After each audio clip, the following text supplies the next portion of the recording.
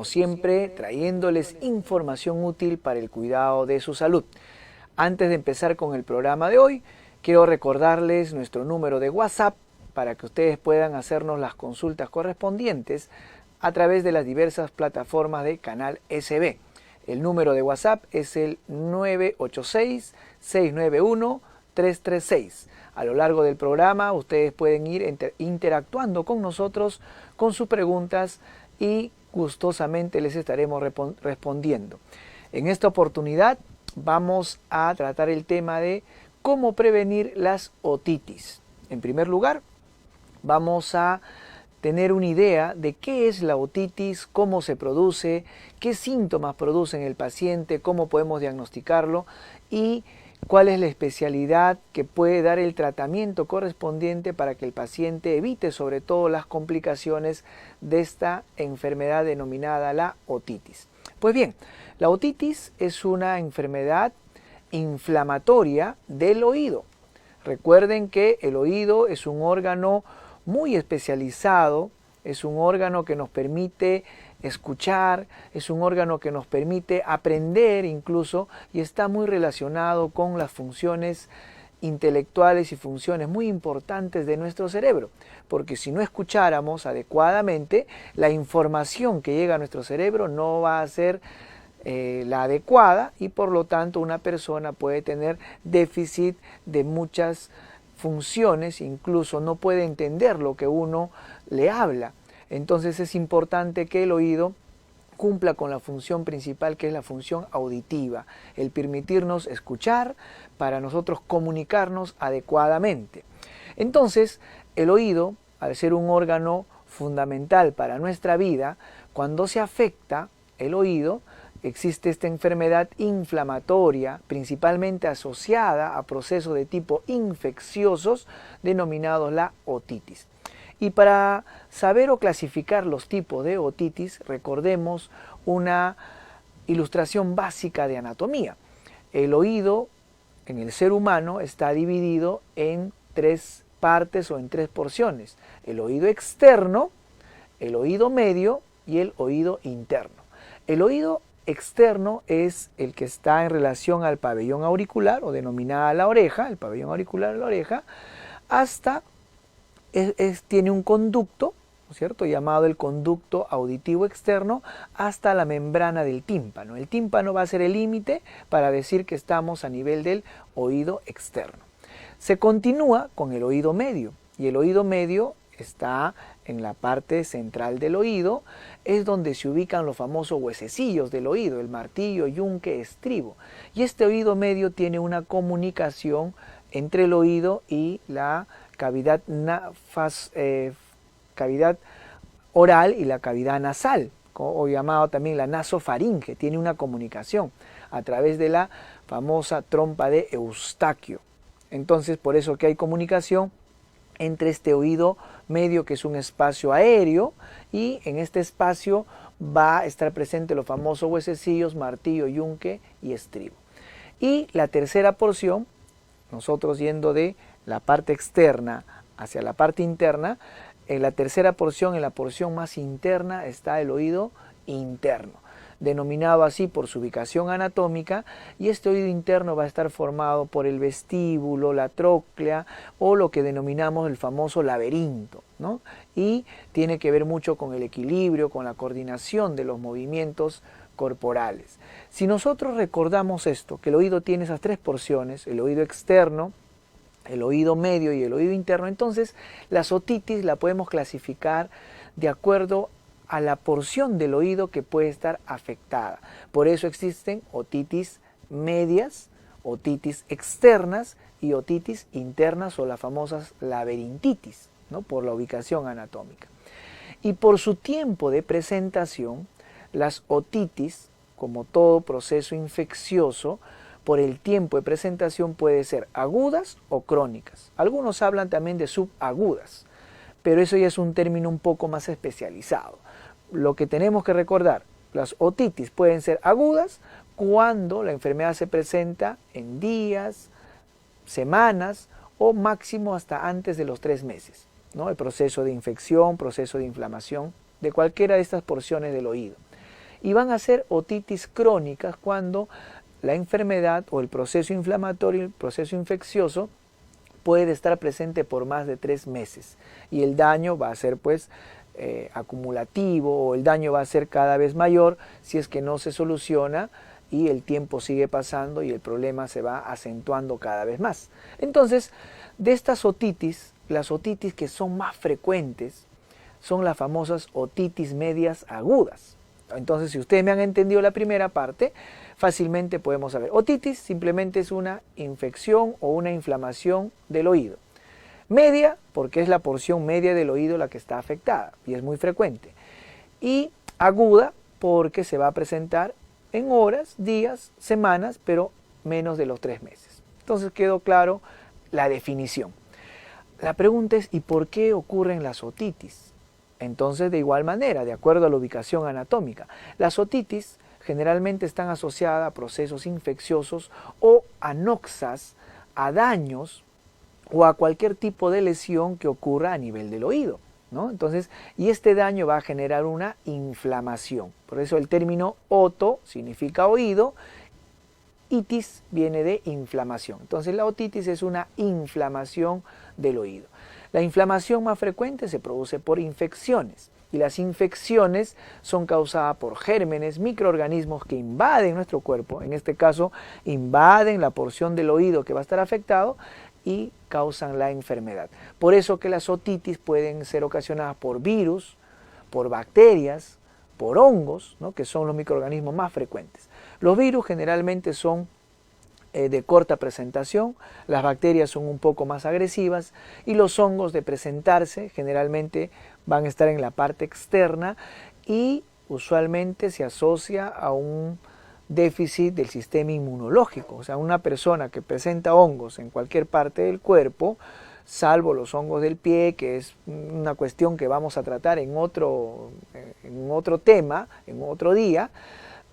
Los otros hongos, de presentarse, por ejemplo, en la cavidad oral, presentarse en la cavidad del oído, en otras partes del cuerpo, en los pulmones, generalmente está asociado a un proceso de baja en la inmunidad. Es decir, nuestras defensas bajas condicionan la aparición de hongos. Muy bien, entonces ya tenemos la definición, ya sabemos las causas, pero me preguntarán, doctor, ¿solamente las otitis pueden ser causadas por infecciones? Generalmente está asociada a las infecciones, principalmente las otitis medias agudas, que son las más frecuentes, que afectan a niños o a cualquier edad, pero los niños siempre son los más comprometidos. Y existe otras formas de otitis que van a causar también inflamación, por ejemplo, por cuerpos extraños. Cualquier elemento que se introduzca al oído. Nosotros hemos tenido casos incluso de insectos que se han metido a la parte del oído, personas que duermen en las granjas o duermen con sus animales, ciertos animalitos van migrando, ¿no es cierto?, y se quedan ahí pegados en el oído y produce una situación inflamatoria, una situación incómoda, el paciente se desespera incluso, ¿no? Entonces, cualquier elemento extraño, incluso el propio cerumen, que las personas, por una mala práctica de limpieza del oído, se pueden generar taponamientos en el oído, ¿no? Como por ejemplo, a veces agarran el hisopo, y el hisopo es una mala práctica que no debe seguir. Si es que algunas personas tienen la costumbre de limpiarse el oído con el hisopo, eso no deben hacerlo, porque con el hisopo lo que hacen es el cerumen, que normalmente protege al oído, que es esa grasita que nosotros lo eliminamos de manera natural, esa grasita con los hisopos lo que hacemos es empujar y taponar más, y generamos los famosos tapones por cerumen, y lo que va a impedir es que uno escuche con normalidad, ¿no es cierto? Y va a tener que acudir incluso a un lugar especializado a hacerse un lavado de oído. Es una práctica que no debe realizar. Y mucho menos introducirse otros objetos que a veces he visto, por ejemplo, se introducen llaves, algunos casos más extremos, clavos, palitos de fósforo, una serie de elementos que al final lo único que hacen es dañar el oído, ¿no? Y cuando uno empieza a manipular la parte del oído va a sentir como una sensación de comezón, una picazón, que da la sensación de querer seguir buscando y limpiando, y eso es una mala práctica que puede condicionar infecciones en nuestro oído.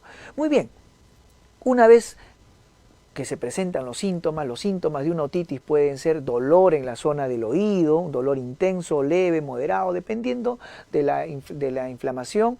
Puede haber también, si está asociado a problemas de tipo respiratorio, sobre todo la otitis media aguda, se ocasiona en personas que han tenido antecedentes de infecciones de la garganta, no han sido tratados adecuadamente y el germen migra, por esa comunicación que les había mencionado, y migra de la garganta. Las infecciones mal curadas, las amigdalitis, faringitis, pueden ocasionar otitis, ¿no? Y que ya son procesos de tipo respiratorios. Entonces, lo que tiene que hacer una persona cuando ella empieza a tener estos síntomas, dolor en el oído, sensación de malestar, incluso fiebre, algunas veces otorragia, o lo que significa, ¿no es cierto?, presencia de sangrado en el oído, o cuando hay pus, por ejemplo, cuando hay pus en la parte del oído, acudir inmediatamente a hacer el diagnóstico en un centro de salud donde haya un médico. Puede ser visto en primer lugar por un médico general, que con un elemento llamado el otoscopio, con el otoscopio, ¿no?, el médico que va a evaluar. Tenemos una herramienta útil llamada el otoscopio, y con el otoscopio va explorando el oído, principalmente para ver cómo está la membrana del tímpano, porque el tímpano es una membrana bien fina que va a separar el oído externo del oído medio. Entonces, con una adecuada visualización a través de este equipo denominado el otoscopio, que es una herramienta básica que en todo centro de salud debe haber, así sea el de menor capacidad resolutiva, y se hace el diagnóstico oportuno. Si son lactantes, si son niños, ellos no pueden hablar y por lo tanto lo único que expresan, el dolor lo expresan a través del llanto. Si es un llanto que no para, no cesa, cuando la mamá le da de lactar, cuando le da cariño y el niño sigue llorando y aparentemente no tiene otro signo, lo que tiene que hacer el médico que evalúa, el pediatra o el médico general que va a ver a un niño que llora y llora solamente, evaluar el oído para ver o descartar que tenga una otitis media aguda o una otitis de otro tipo. Y finalmente las otitis internas, la laberintitis, de presentarse son casos más severos, y por eso que el diagnóstico tiene que ser ya especializado con nuestros amigos de otorrinolaringología. Muy bien, me informan por interno que ya tenemos comunicación por parte de nuestros televidentes y oyentes. Nos están escribiendo al WhatsApp al 986-691-336 y vamos, señor productor, con las preguntas que nos están mandando a través del WhatsApp. Doctor Jesús, y en esta época de verano, si voy a una piscina, ¿qué debo tomar en cuenta para prevenir una otitis? Muy bien, muchísimas gracias por su pregunta. Efectivamente, en esta época de verano nos gusta acudir a las playas, a las piscinas, refrescarnos, sobre todo en las zonas costeras, y nuestros niños están expuestos muchas veces no solamente al sol, sino también a que el agua, ¿no es cierto?, cuando están mucho tiempo sumergidos o de manera accidental, el agua ingresa al oído. ¿Por dónde va a ingresar el agua? Principalmente por el oído externo. Y si el agua permanece, ¿no es cierto?, permanece en esa zona, va a causar irritación, dolor, malestar, y si es que el problema persiste, incluso puede ocasionar una otitis. Primero será una otitis externa, posteriormente si la membrana del tímpano se infecta, digamos, por el agua que está ahí, puede llegar incluso a dañarla, lesionarla, romper la membrana del tímpano y ocasionar una otitis media aguda. Entonces, en esta época de verano, cuando acudan a las piscinas, si van a estar mucho tiempo sumergidos en el agua, después de salir, inclinen la cabeza, traten de sacar un poco el líquido, no se manipulen ni con el dedo ni con otro elemento porque pueden dañar más la membrana del tímpano, y definitivamente, si es que es posible, usar, hay unos tampones, ¿no?, óticos se llama, para proteger, sobre todo en aquellos que van a practicar natación o van a permanecer en la piscina por mucho tiempo y varios días, ¿no? Tienen que utilizar todas las medidas protectoras. Algunos incluso utilizan como una especie de gorritos de plástico de jeve que se adhiere a la parte del oído para evitar que el agua ingrese directamente, porque de todas maneras, al ser una piscina, por más elementos de protección que tenga, cloro y otros elementos, igual siempre van a haber gérmenes porque las personas están presentes en ese espacio. Entonces, esas son las medidas preventivas. Y la otra es, si tienen infecciones de tipo faringeas, sobre todo en los niños, dar el tratamiento adecuado para que no se complique con una otitis media aguda. Muy bien. Doctor, ¿todo dolor de oído significa que es una otitis? No necesariamente. Generalmente, como habíamos dicho al inicio, las otitis son inflamaciones y al ser una inflamación, en la zona de la inflamación puede generar dolor. Entonces el dolor es un signo importante, el paciente incluso muchas veces si no le duele, no acude al médico. Si no tiene el oído tapado, no acude al médico. A veces se automedica o se empieza a manipular el oído. Pero no toda otitis va a causar el dolor, a menos que ya la otitis sea muy severa, que ya se esté complicando. Por eso que es importante siempre la evaluación, el chequeo médico, para poder hacer el descarte oportuno. El dolor sí está asociado cuando ya la infección ha ido avanzando o sobre todo cuando ya la inflamación es más seria. Doctor, ¿y el tratamiento de esta inflamación siempre es con medicamentos? A ver, para nosotros dar el tratamiento adecuado, primero tenemos que hacer un diagnóstico exacto. ¿Qué tipo de otitis está presentando el paciente?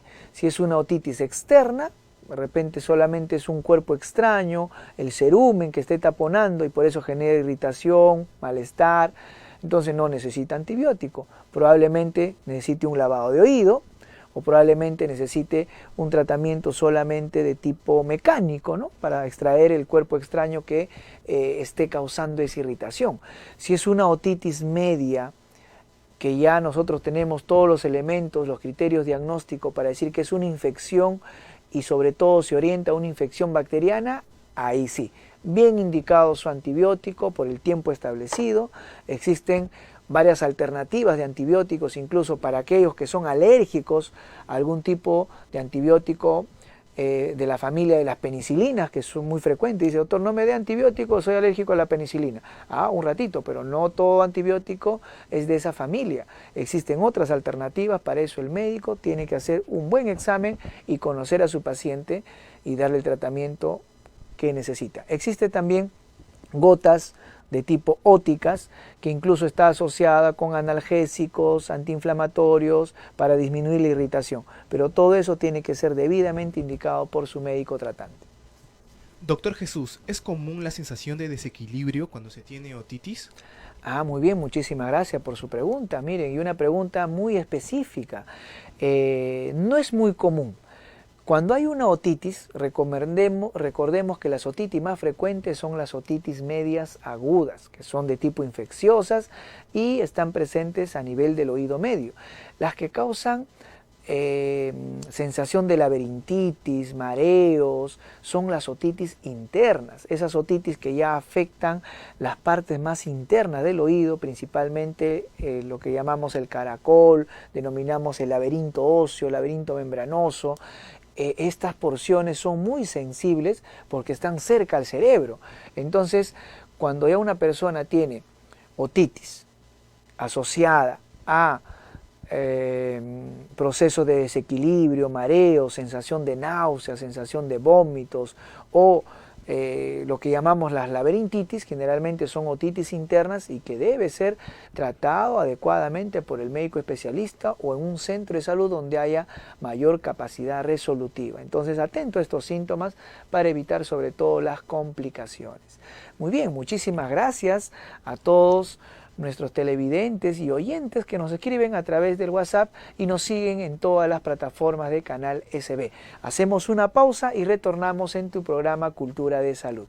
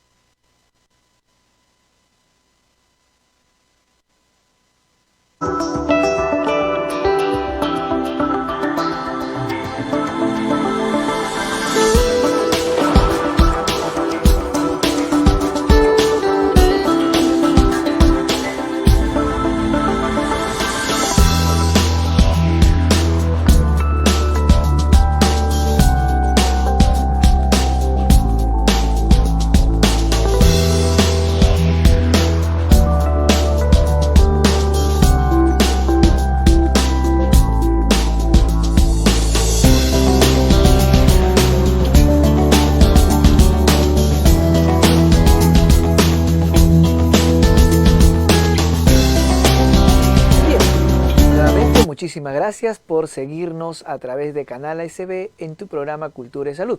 En esta parte del programa vamos a dar las pautas para prevenir las otitis. Como siempre, tu programa Cultura y Salud está abocado principalmente al tema preventivo. Entonces, si ya hemos escuchado cuáles son las causas, cómo se definen las otitis, y algunos oyentes también nos han escrito acerca de al hacernos algunas preguntas específicas sobre el tema que estamos tratando.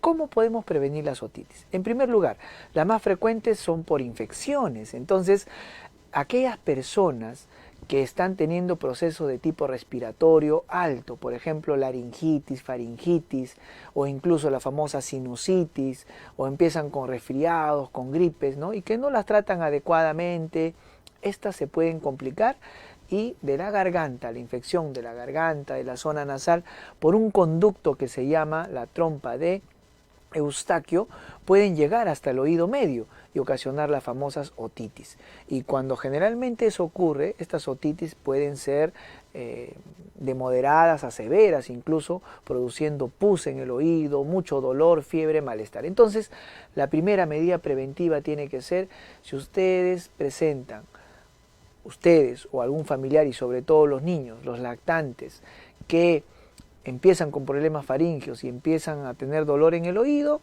o llanto descontrolado, inmediatamente hacer el diagnóstico adecuado, porque puede estar haciendo una otitis. Entonces, primero, tratar bien las infecciones respiratorias. Incluso la otitis también está considerada como una infección de tipo respiratoria por la conexión que existe entre el oído y la nasofaringe. Muy bien. Segunda recomendación en los lactantes. A las madres, felizmente, aquellas que pasan por sus controles prenatales, se les explica que para dar de lactar, por ejemplo, el bebito no puede estar completamente en posición echada, en posición de cúbito dorsal, sino la cabeza un poco inclinada, y dar de lactar adecuadamente. ¿Por qué motivo, dirán ustedes, doctor? ¿Y eso qué tiene que ver con el oído si al final va a lactar por la boca? Efectivamente, en los niños esta trompa, esta comunicación denominada la trompa de Eustaquio, esta trompa generalmente no, en los lactantes no es de tipo oblicua, sino en ellos es de tipo vertical, ¿no? Esa es la ubicación anatómica. Entonces, cuando un lactante está completamente echado, prácticamente lo que lacta, la leche materna, incluso por esa comunicación puede llegar hasta el oído medio. Imagínense la leche en esa cavidad, en ese espacio donde todo debe ser estéril, se infecta y genera las famosas otitis. Una práctica tan sencilla, imagínense, que puede evitar este tipo de enfermedad. Entonces, a todas nuestras madres que están en etapa de lactancia, sobre todo aquellas que son primerizas o aquellas que ya están gestando y dentro de poco van a ser unas madres orgullosas, para que no se enfermen sus hijitos, den de lactar adecuadamente. Si no lo han entendido adecuadamente, pregunten a la obstetriz o a la persona que está llevando sus controles prenatales, cuando ya nazca el bebé, cómo debo de lactar adecuadamente a mi bebé, cuál es la posición para evitar las famosas otitis. Ahí he escuchado que por una mala práctica en la administración de la leche materna puede ocasionar otitis. Entonces, por ahí tienen que tener bien claro esta recomendación. Tercera recomendación: si van a acudir a las piscinas, a las playas, o simplemente cuando se dan sus baños de ducha, ¿no es cierto?, eviten que el agua ingrese al oído, y si ingresa el agua, simplemente inclínense a un costado, traten de que, como el agua es un fluido, va a tener que caer por gravedad. Pero nunca se manipulen o estén introduciéndose objetos para querer sacar el agua del oído, porque algunos de manera instintiva agarran el dedo y empiezan a manipularse. Recuerden que el oído externo es el primer contacto, pero este área es muy sensible, ¿no? Los tejidos que tenemos alrededor pueden ser dañados muy fácilmente. Muy bien. Cuarta recomendación: evitemos utilizar el hisopo. Ese hisopo que tiene la cabecita de algodón no se ha creado con la finalidad de limpiar el oído, no. Si ustedes ven en todas las etiquetas, ustedes ven a un bebé, ¿no es cierto? ¿Por qué tiene el bebé? Porque ese hisopo se ha creado para limpiar la nariz de los bebitos. Porque los bebés generalmente, cuando se llenan de moco y tienen la cavidad nasal tapada, les dan de lactar, entonces sienten como que se ahogan, ¿no? Otra recomendación, a las madres sobre todo que están dando de lactar, nunca den de lactar a un bebé si es que no le han limpiado primero la nariz. Si tiene la nariz tapada de esta manera y va a lactar, el bebito va a sentir que se ahoga, va a empezar a toser porque no respira adecuadamente, ¿no? Porque la mama y la nariz están tapadas. Entonces simplemente esos hisopos se han creado para que sean humedecidos y limpiar la nariz de los bebitos, sacar todo el moco seco, todo lo que esté impidiendo la respiración normal, pero no para el oído. Entonces, o lo único que pueden utilizar es para limpiar la parte externa, pero bien finita nada más, pero no introducirse ese hisopo, porque ¿qué estamos haciendo? El cerumen, que normalmente lo produce el oído, el cerumen es una grasita que protege al oído, recuerden eso. No, que yo tengo mucho cerumen, por eso me quiero sacar a cada rato. Mal, porque estás eliminando una barrera protectora. Ese cerumen lo que hace es evitar que todo lo contaminado del medio ambiente, ¿no es cierto?, ingrese y dañe la membrana del tímpano. Es un protector. Y nuestro cuerpo naturalmente cuando se va acumulando lo va eliminando, lo va eliminando. Lo único que pueden hacer es con el dedo pequeño, ¿no?, el dedo meñique, si el cerumen está en una zona visible, sacarlo con mucho cuidado, pero no estar introduciéndose porque lo que generas es más taponamiento y taponamiento por el cerumen incluso ya te va a generar sordera, no vas a escuchar bien, ¿no? O vas a necesitar un lavado de oído, ¿no? Entonces, muy bien.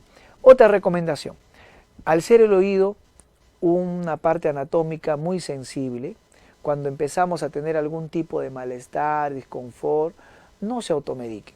Esa es una recomendación elemental de tu programa Cultura y Salud.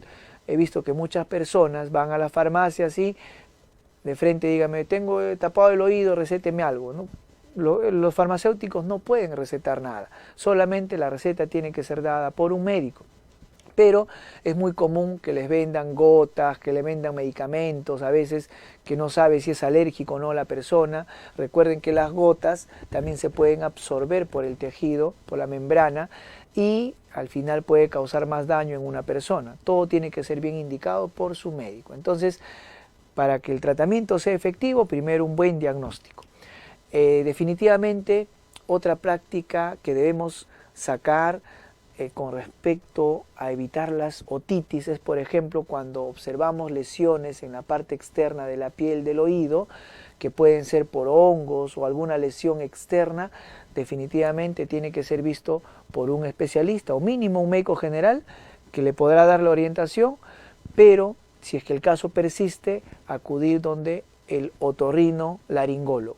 Él es el especialista que va a tratar estos casos y nos va a dar un diagnóstico y tratamiento directo y tratamiento que sí de todas maneras va a ser recuperativo porque él es el que conoce más este campo, ¿no? Entonces, si tenemos presentes estas recomendaciones, para nosotros será de mucho beneficio porque estaremos cuidando, estemos protegiendo nuestra salud. De igual manera, se recomienda, por ejemplo, a las mamás que tienen hijos pequeños, los pequeños que todavía no hablan, los lactantes, ellos a veces no avisan, no focalizan, no dicen me duele el oído, ¿no es cierto? Entonces simplemente lloran y las mamás saben incluso cuando el llanto es por dolor o por hambre, ¿no? Entonces ellas van distinguiendo esto. Si le dan de lactar y sigue llorando, si lo hacen pasear y sigue llorando, es porque algo les duele. Porque algo les duele, entonces si no es un cólico de gases, probablemente sea un dolor de otra parte del cuerpo y tiene que ser examinado adecuadamente para dar el diagnóstico y tratamiento requerido. Muy bien, señores, para mí ha sido todo un honor, como siempre, dirigirme a ustedes a través de Canal SB en tu programa Cultura de Salud. Ya nos veremos en otra oportunidad con otro tema para que tu salud siempre sea preservada. Recuerda que tenemos el número de WhatsApp, el número 986-691-336 para cualquier tipo de comunicación. A mí me encuentran, para todos los que desean hacer una consulta directa, en la Clínica Santa Beatriz, en el consultorio de Medicina Preventiva y Medicina Familiar. Será hasta otra oportunidad y como siempre nos despedimos con la frase del programa que cuidando nuestra salud generamos bienestar. Una familia sana es una familia feliz. Nos vemos en tu siguiente programa Cultura de Salud. Muchísimas gracias.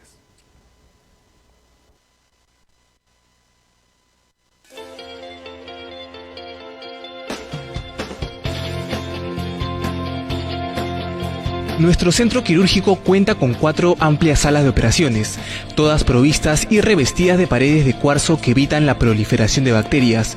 Asimismo, nuestras camillas clínicas son totalmente eléctricas para el mejor desempeño de los cirujanos. El centro quirúrgico de la Clínica Santa Beatriz se caracteriza por tener tecnología de punta.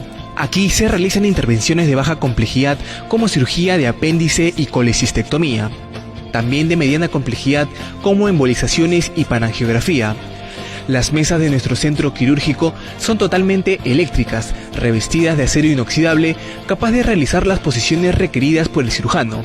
Complementando las salas de operaciones de Clínica Santa Beatriz, todo el circuito está debidamente empotrado, tanto las bombas de vacío, el oxígeno y las máquinas de anestesia son también de última tecnología, muy modernas, a disposición de todos nuestros pacientes. La unidad de vigilancia intensiva es un área de observación y vigilancia permanente a nuestros pacientes que requieran un tratamiento específico después de una cirugía.